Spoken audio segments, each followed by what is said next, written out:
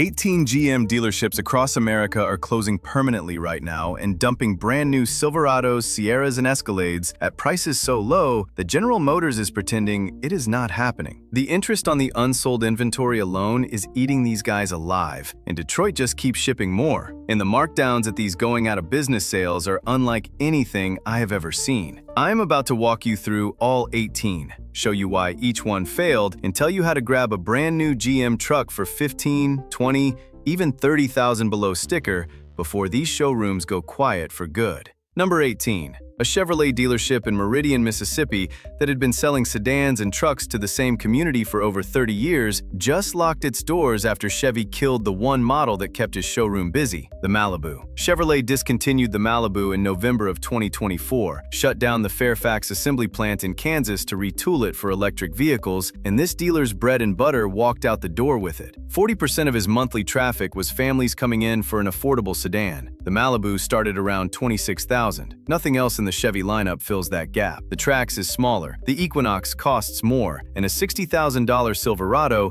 is not what a single mom with 2 kids is shopping for on a Tuesday afternoon. His sales dropped from 22 vehicles a month to 11 almost overnight. Floor plan interest on trucks nobody was walking in to buy ate what was left. He tried pivoting to used cars to keep the lights on. It was not enough. Everything is going at invoice or below. Equinox is marked down $9,000, Silverados discounted $12,000, and the building will probably become a Dollar General by summer. That is wild to me. A Chevy dealer for 3 decades, and the factory killed his best-selling car to make room for an electric vehicle most of his customers cannot afford and do not want. Number 17. A GMC dealership outside of Spokane, Washington that survived everything from the 2008 crash to COVID just filed for voluntary closure after Tariffs turned his best month into his worst. This dealer was doing fine, moving 30-plus Sierras and Acadias a month in a market full of construction crews and outdoor families.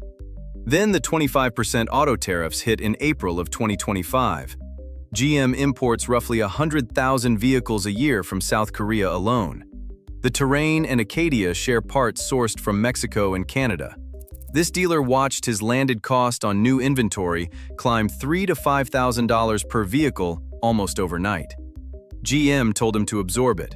His customers told him they were not paying $68,000 for a Sierra that cost $62,000 6 months ago. He was stuck in the middle, with 87 vehicles on the lot averaging 93 days supply.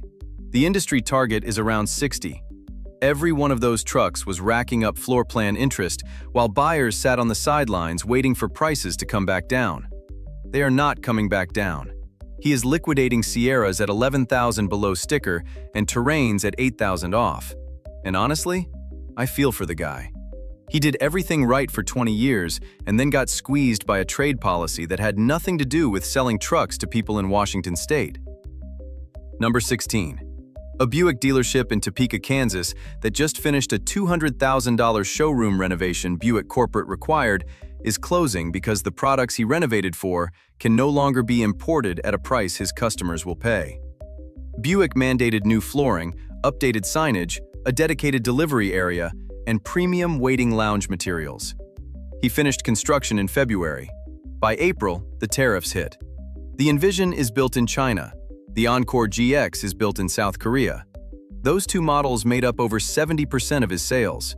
Overnight, his landed cost on both jumped thousands of dollars per unit, and the customers who used to walk in for a $28,000 Encore GX were now looking at $33,000 for the same vehicle. They walked right back out. He is sitting in a freshly renovated showroom with a brand new espresso machine in the lounge and a parking lot full of crossovers nobody can afford. Envision's going for $8,000 below sticker. Encore GX's discounted $6,000, and the renovation loan is still accruing interest on a building that might not be a dealership by fall. That is the Buick problem right now. The brand told its dealers to spend money making the stores look like a luxury experience, while the products were being assembled in countries that just got hit with a 25% tax. You cannot put lipstick on a trade war. Number 15. A Chevrolet dealer in Mesa, Arizona that built its entire service reputation around the Blazer is now drowning in recall paperwork and warranty claims that pay less than the labor costs to fix them. The Blazer EV has been recalled 5 separate times by NHTSA. Parking brake wiring issues, control arm fractures, door strikers that were not heat-treated properly. Over 40,000 units pulled back for one recall alone. This dealer had 6 Blazer EVs come back in a single week with the same electrical fault. His technicians spent 3 hours per vehicle on warranty work that GM reimbursed at a flat rate designed for a 90-minute job. He was losing money every time he touched one. Meanwhile, his sales team was trying to convince new buyers that the Blazer EV was worth $55,000 while the service bay was full of broken ones. Informed customers were pulling up reliability scores on their phones before they even sat down. His new Blazer EV sales went from 8 a month to 2. He is dumping everything. Blazer EVs marked down $14,000. Equinoxes discounted $8,000. Traxes going for $6,000 off. And if a Chevy dealer in one of the hottest car markets in the country cannot move inventory, that tells you something the commercials will not. Number 14.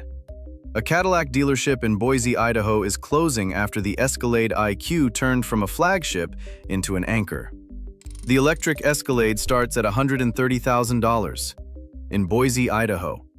His average customer drove a used Silverado. The dealership had 3 Escalade IQs sitting on the lot for over 10 months each. Industry data shows the Escalade IQ is averaging 362 days on dealer lots nationwide and selling almost 8% below sticker. That means these trucks are sitting for nearly a year and still losing money on the way out. His traditional Escalade buyers, the ones who kept the lights on for years, took one look at the electric version and drove to the GMC dealer for a Yukon instead. His Lyric allocation was getting cannibalized by the cheaper Optic that Cadillac launched right on top of it. He had 4 different electric models on his floor, and not one of them matched what his actual customers wanted to buy. Lyrics are going for $12,000 below sticker. Escalade IQs discounted $25,000 and still not moving. At those prices, they are genuinely incredible vehicles. But you cannot sell a $130,000 electric SUV in a market where the average new car transaction is $42,000. That is not a dealership problem. That is a product problem. But wait until you hear about number 1 on this list, because that one makes every dealership here look like it got off easy. Number 13. A Buick dealership in Florence, South Carolina, watched its best-selling model evaporate after tariffs made it too expensive to import. The Buick Envision is built in China. When the tariffs hit, Envision sales nationally collapsed 60% in a single quarter. This dealer went from selling 9 Envisions a month to 2. And the Envision was the only vehicle in his showroom that actually moved consistently. The Encore GX is built in South Korea and got hit with its own tariff surcharges. The Enclave is the one Buick still assembled in the United States, but it starts at $48,000, which prices out most of his buyers. So his entire lineup got kneecapped by trade policy. Buick inventory nationally climbed past 140 days supply by early 2026. That is almost 5 months of unsold crossovers gathering dust and racking up interest. He is selling Envisions at cost just to clear the floor plan. Encore GXs going for $7,000 off, and the building is already being measured by a Toyota dealer group down the road. That should tell you everything. When a Toyota group is circling your lot, they are not there to help. They are there because they smell blood. Number 12. A GMC dealer in Tulsa, Oklahoma is bleeding money on every Hummer EV that rolls off his lot. GM offered rebates as high as $42,550 on 2024 Hummer EV Omega editions. Think about that number. $42,000 off a vehicle that was supposed to be a 6-figure status symbol 2 years ago. This dealer had 7 Hummers on his lot that originally stickered above $110,000 each. After factory rebates and his own desperation discounts, some of them were going out the door in the low 60s. And he was still losing money because the floor plan interest on a $100,000 truck sitting for 9 months adds up fast. Hummer EV sales nationally dropped to under 10,000 units through the first 3 quarters of 2025. Factory Zero, the plant that builds them, cut down to 1 shift and laid off over 1,000 workers.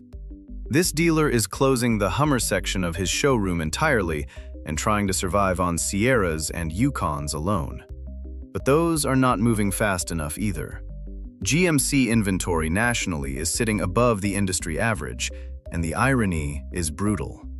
2 years ago, people were paying $50,000 over sticker for a Hummer EV.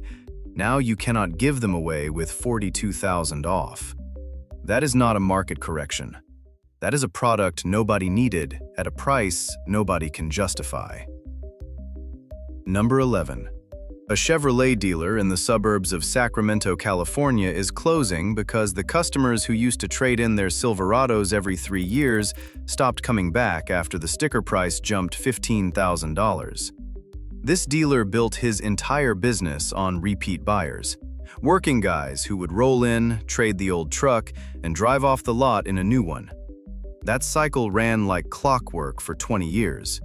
Then the average Silverado transaction climbed past $58,000. His regulars, the ones who bought at $42,000 or $44,000 a few years ago, started saying no thanks and holding on to what they had.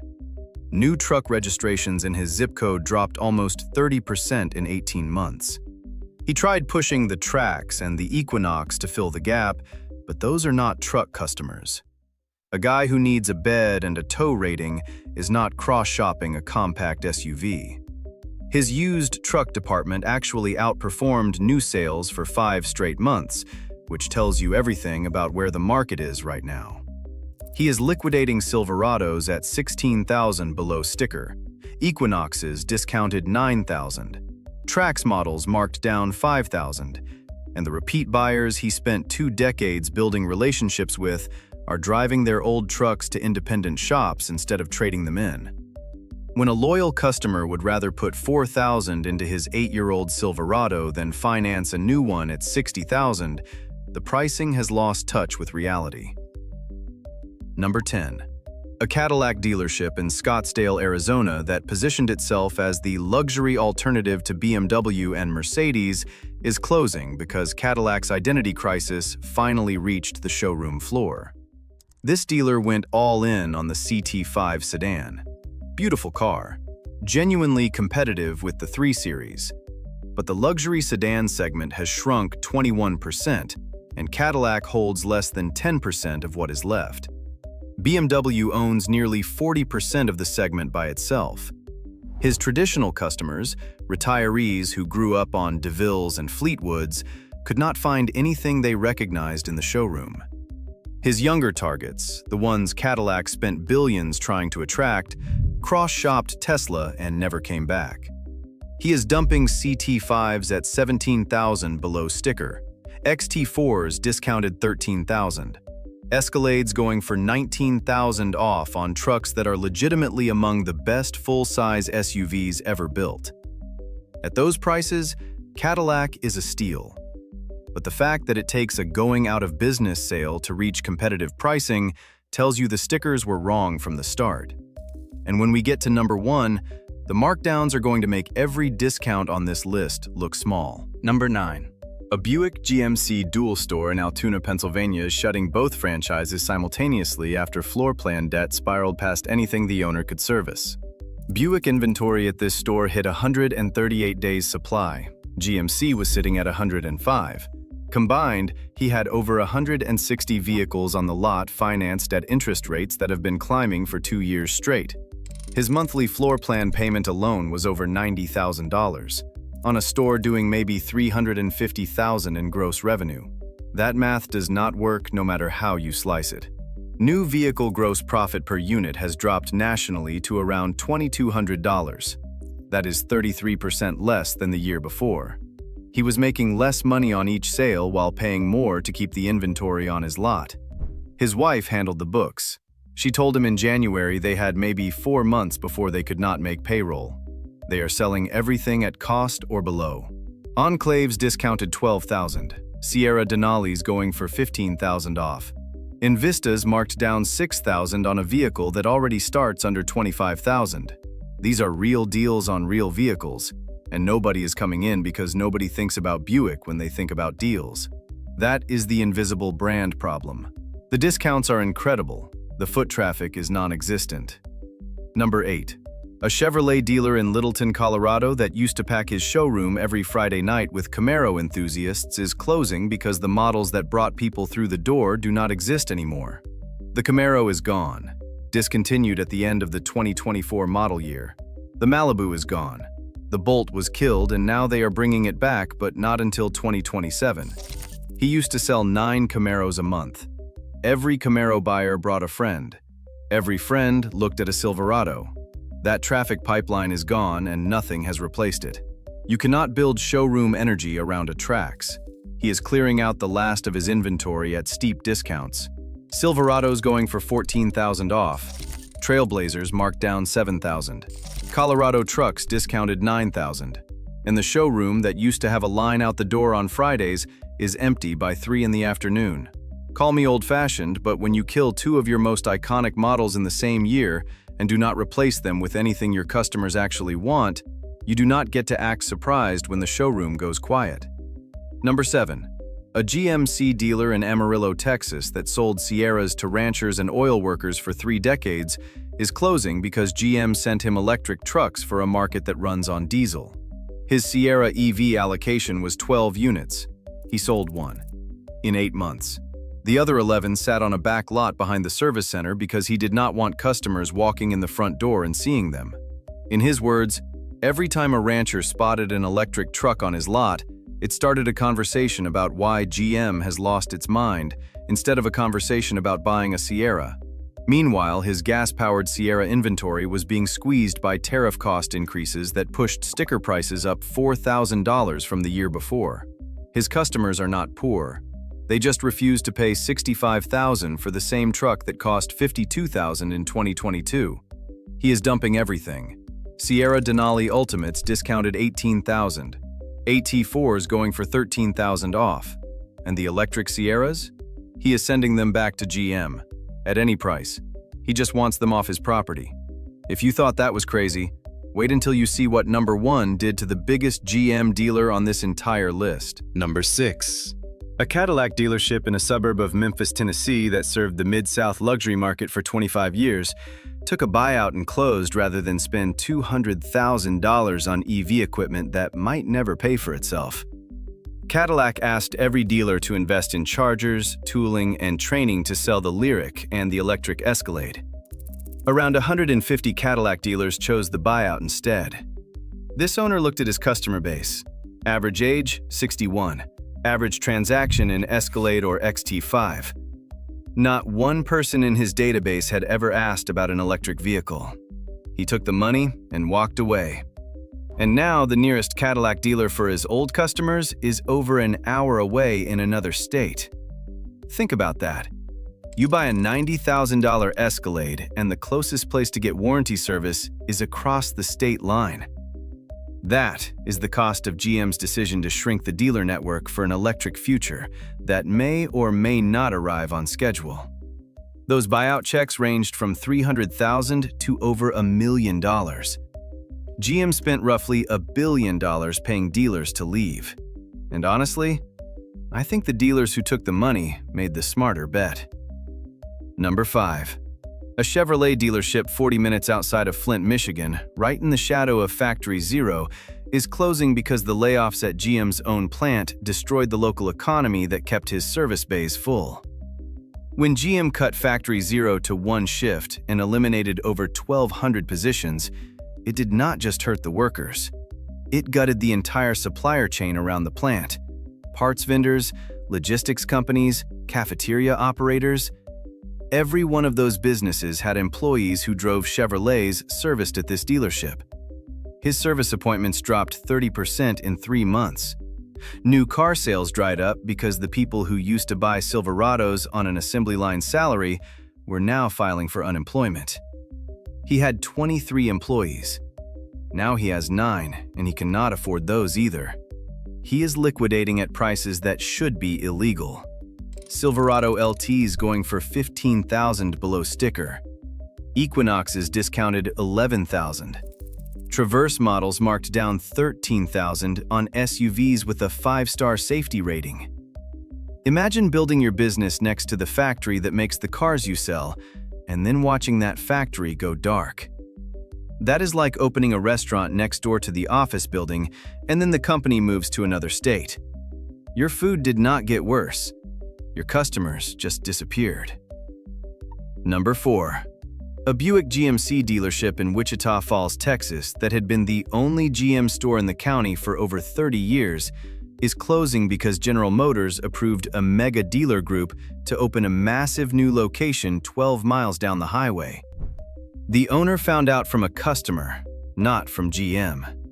The new store opened with triple his inventory, a 40-bay service center, and a marketing budget that made his radio ads look like a lemonade stand sign. Within 6 months, his foot traffic dropped by half. His best salesman left to work at the new store for a higher base salary. 2 of his certified technicians followed. GM told him both stores could coexist in the market. They could not. His monthly sales went from 22 to 9. He could not compete on price because the mega group was buying inventory at volume discounts he would never qualify for. He could not compete on service because they poached his trained staff. He is selling everything left at cost. Sierra AT4s going for $12,000 off. Enclaves discounted $10,000. Acadias marked down $8,000. And the franchise agreement that was supposed to protect his territory did not stop GM from planting a competitor on his doorstep. 30 years of loyalty, and his reward was a bigger store with a bigger budget opening close enough to see from his parking lot. And if that story makes you angry, this next one should make you sick. Number 3. A GMC dealer in Knoxville, Tennessee, who had been running one successful store for 26 years, made the decision to expand to a second location in late 2024. GM encouraged it. His regional rep told him the market could support it. He signed a lease, hired 32 additional staff, ordered 140 vehicles across both lots, and broke ground on a service center expansion at the original store. Then the tariffs landed in April. Interest rates stayed high. His cost per vehicle climbed while his buyers pulled back. He was suddenly running 2 stores that were each doing the volume of half a store. His combined floor plan payment was over $160,000 a month, on trucks that were averaging 95 days on the lot before a single one moved. He tried to sell the second location. Nobody wanted it. GM franchise valuations have dropped so far that the building is worth more as commercial real estate than as a dealership. He is now liquidating both locations simultaneously. Sierra Denali's going for $20,000 off. Yukons discounted $17,000. Canyons marked down $11,000. 60 employees across 2 stores are about to lose their jobs because a regional GM rep told a successful dealer to grow at the worst possible time. NADA data shows the top 150 dealer groups now sell 27% of all new vehicles in the country. The small operators who try to compete with them get crushed, and the ones who try to grow into them get buried. Number 2. A Cadillac dealership in the northern suburbs of Dallas that GM used as a showcase store for the Lyriq launch is closing because the brand he went to bat for turned around and undercut him with its own cheaper model.